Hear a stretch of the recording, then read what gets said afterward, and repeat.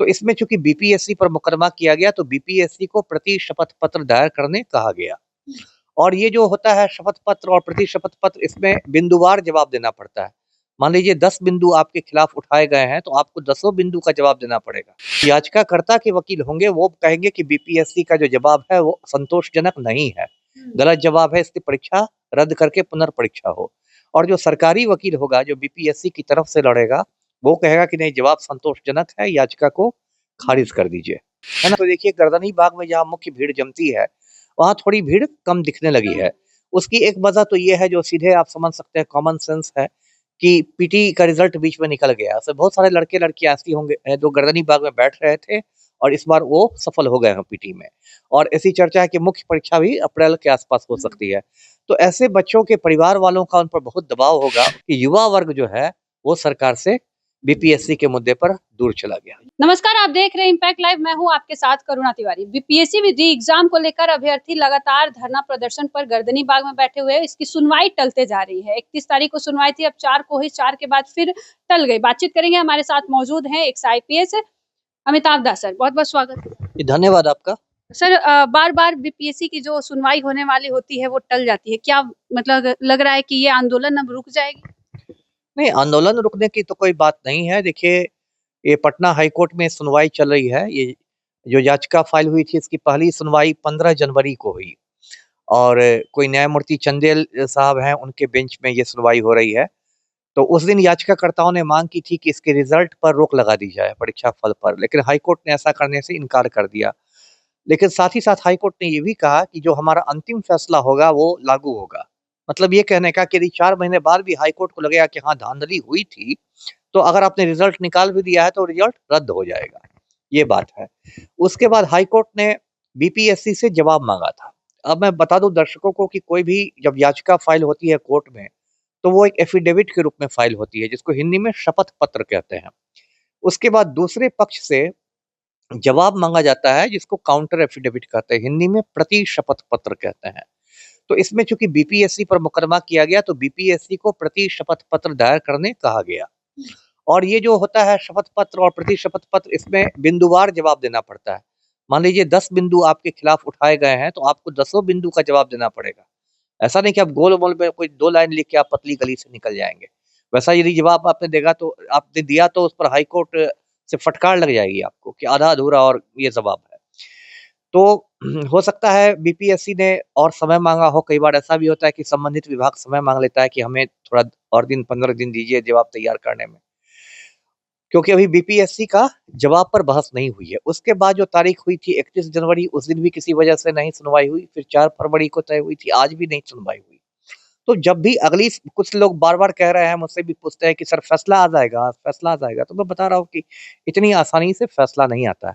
अब अगली प्रक्रिया क्या हुई कि बीपीएससी का जो जवाब आएगा, जवाब के बिंदुओं पर दोनों पक्ष के वकीलों में बहस होगी। जो याचिकाकर्ता के वकील होंगे वो कहेंगे कि बीपीएससी का जो जवाब है वो संतोषजनक नहीं है, गलत जवाब है, इसकी परीक्षा रद्द करके पुनर्परीक्षा हो। और जो सरकारी वकील होगा जो बीपीएससी की तरफ से लड़ेगा, वो कहेगा कि नहीं, जवाब संतोषजनक है, याचिका को खारिज कर दीजिए, है ना। तो वो बहस 1 दिन भी चल सकती है, 2 दिन भी चल सकती है, उसमें भी 3-4 दिन लग सकते हैं। और उसके बाद हाई कोर्ट अपना फैसला जो देखा गया है सुरक्षित रख लेता है और उसका फिर फैसला आता है। तो एक प्रक्रिया है, इसमें थोड़ा सबको धैर्य रखना पड़ेगा। बहुत अभ्यर्थियों को लगता है कि एकदम आज के आज फैसला आ जाएगा, ये वो। और बहुत सारे यूट्यूब चैनल भी इस तरह से चलाते हैं कि आज रद्द हो गया, आज रद्द हो जाएगा। ऐसा नहीं है, इस तरह से नहीं होता है। ये कहने का मतलब, और जो आपने कहा कि क्या आंदोलन कमजोर हो जाएगा, तो देखिए गर्दनी बाग में जहाँ मुख्य भीड़ जमती है वहाँ थोड़ी भीड़ कम दिखने लगी है। उसकी एक वजह तो ये है, जो सीधे आप समझ सकते हैं, कॉमन सेंस है, कि पीटी का रिजल्ट बीच में निकल गया। उससे बहुत सारे लड़के लड़कियां ऐसी होंगे जो गर्दनी बाग में बैठ रहे थे और इस बार वो सफल हो गए हैं पीटी में। और ऐसी चर्चा है कि मुख्य परीक्षा भी अप्रैल के आसपास हो सकती है।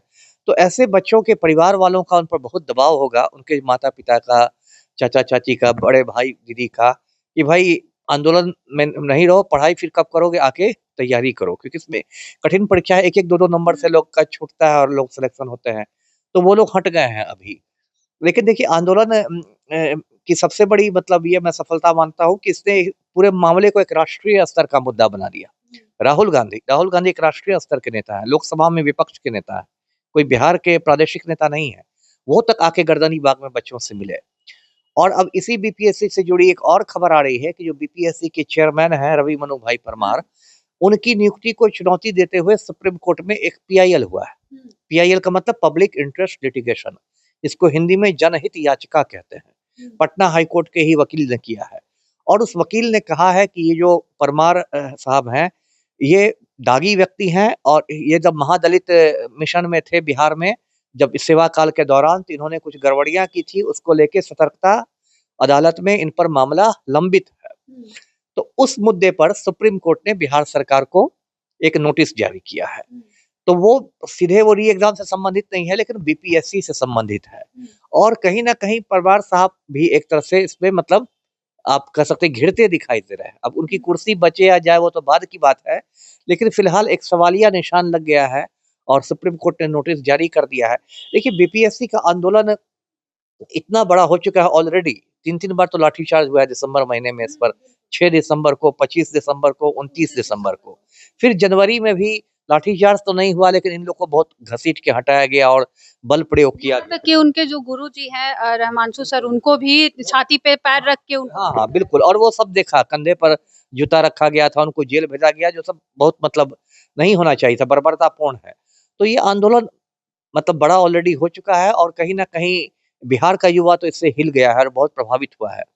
तो इसका क्या असर होगा, इसका देखने के लिए आपको नवंबर का इंतज़ार करना पड़ेगा, जब बिहार में आम चुनाव होंगे।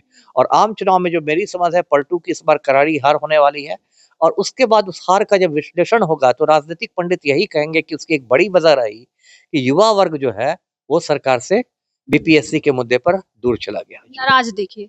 टीआरई 3 का भी बात कर सकते, टीआरई 3 वाले भी बैठे हुए हैं। अभी शिक्षा अनुकंपा में जो भर्ती 2017 में होने वाली थी, वो अभी तक नहीं हुई। विधानसभा चुनाव भी है, शिक्षा मंत्री मुखर दिख रहे हैं, जब भी जा रहे हैं उनसे सुनील कुमार से बात करने की कोशिश की जा रही है, तो वो मतलब एक तरीके से हटते हुए नजर आ रहे हैं। अब शिक्षा मंत्री, एक दिलचस्प बात दर्शकों को पता होगा, खुद आईपीएस अधिकारी रह चुके हैं। मैंने उनके अधीन काम भी किया था, मेरे सीनियर एसपी थे। खैर अब तो राजनेता हो गए हैं, तो मुझे लगता है वो मीडिया से इसलिए दूर भाग रहे हैं क्योंकि उन्हें लगता है कि शायद मीडिया कुछ टेढ़े-मेढ़े सवाल कर देगा तो उसका जवाब देना मुश्किल हो जाएगा। उनको मीडिया से इस तरह से शायद नहीं भागना चाहिए। और टीआरई 3 को लेके भी बहुत सारे विवाद हैं। उसमें महत्वपूर्ण विवाद तो ये है कि बच्चे माँग कर रहे हैं कि पूरक परीक्षा फल निकाला जाए, सप्लीमेंट्री रिजल्ट। क्योंकि देखिए, बहुत सारे मुद्दे शिक्षक भर्ती के समय भी उठाए गए थे। एक मुद्दा था बच्चों का कि एक अभ्यर्थी एक रिजल्ट होना चाहिए। लेकिन क्या होता है कि जब बीपीएससी रिजल्ट निकालता है तो एक ही व्यक्ति 3-3 जगह सफल घोषित कर दिया जाता है। लेकिन जब भौतिक रूप से वो योगदान करता है तो किसी एक ही जगह जॉइन करता है ना? तो बची जो 3 सीटें हैं, 2 सीटें हैं, वो तो बर्बाद हो गई। तो ये तो गलत हो रहा है ना। और फिर आप कहते हैं कि जो सीटें बच गई उसको हम टीआरई 4 में ले लेंगे। इसकी क्या ज़रूरत है? जब पूरक परीक्षा फल जो होता है, सप्लीमेंट्री रिजल्ट, दुनिया भर में इसका एक मतलब प्रावधान है। ये कोई अजीबो-गरीब चीज़ नहीं है, ऐसा होता रहा है, बहुत सारी परीक्षाओं में होता है। तो आप उसको पूरक परीक्षा फल दे के जो बाकी लोगों से आप सीटें भरिए। अब इसमें क्या होता है, बीपीएससी कहती है कि हमें शिक्षा विभाग जब निर्देश देगा तब हम ऐसा करेंगे, है ना? शिक्षा विभाग बोले से पूछिएगा तो कहेगा जब बीपीएससी प्रस्ताव देगा तो तब हम ऐसा करेंगे। तो बच्चों को फुटबॉल बना दिया गया, है ना? इधर से किक मारिए तो उधर अभ्यर्थी चला जाएगा, उधर से किक मारिए उधर चला जाएगा। ये एक फेंका-फेंकी वाली बात हुई। बीपीएससी और शिक्षा विभाग दोनों में तालमेल होना चाहिए और दोनों को आमने-सामने बैठकर इसका निकालना चाहिए समाधान। जी। इस खबर में आपका क्या कुछ कहना है? अभी हमारे साथ साझा करें, देखते रहे इम्पैक्ट लाइव। धन्यवाद।